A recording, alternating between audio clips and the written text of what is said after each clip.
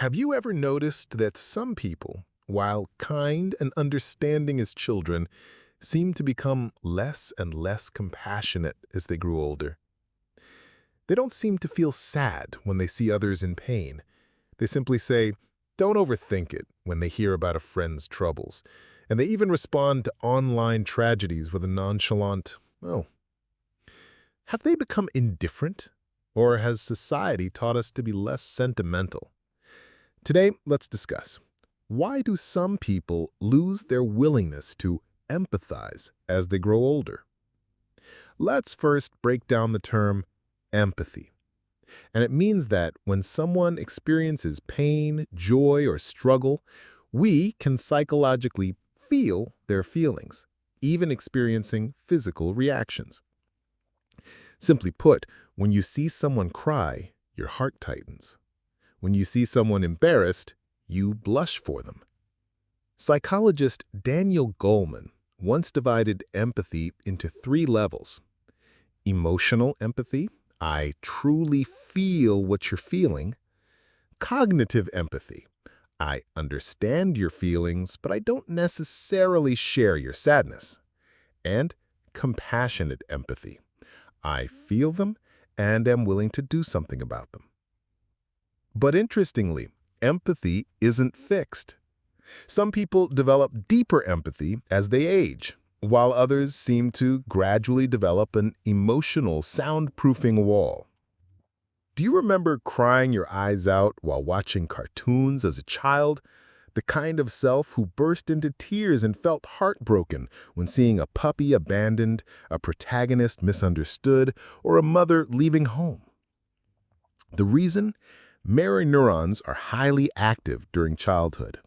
These nerve cells help us mimic other people's emotions in our brains, making us naturally highly sensitive. Moreover, children's brains haven't yet developed many defense mechanisms. Their emotions are open and their hearts are soft.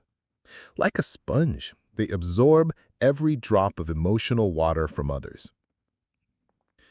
As we grow older, we begin to develop a skill: emotional self-regulation. In other words, we no longer automatically respond to others' emotions, but instead learn to choose empathy or rationally handle them. Why is this so? On the one hand, it's the psychological immunity that comes with experience. The more we see and experience, the less easily shaken we become. On the other hand, it's the pressure of social roles. You have to be an adult attitude and not be easily led by your emotions. Another protective mechanism. Some people experience too much emotional pain as children, and as they grow up, they choose to tune down their feelings. Think of it like a waterproof coat. It's not that they don't have a heart, but that their heart is encased. Here we need to introduce a key word: empathy fatigue, which is particularly common in the age of information overload. We're bombarded with so much bad news every day: war, disaster, suffering, separation. Our nervous systems simply can't handle it.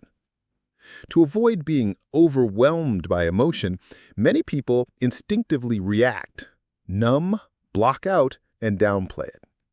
Over time, it becomes, "It's not that I don't want to care, it's just that I don't have the energy to care anymore." Healthcare workers, counselors, social workers, and those who regularly face the suffering of others are particularly prone to emotional burnout. This isn't apathy, but rather a kind of forced emotional shock. Have you ever heard these sayings? Don't be so emotional, be more rational. Letting your emotions run rampant is useless. You're too soft-hearted and will suffer. Indeed, both in the workplace and in personal relationships, being too empathetic can sometimes be seen as weak, indecisive, or ineffective. So we began training ourselves to be more adult, speaking directly and clearly without emotion, dealing with problems calmly and rationally without sympathy, seeing others' pain, remaining calm, and refraining from action.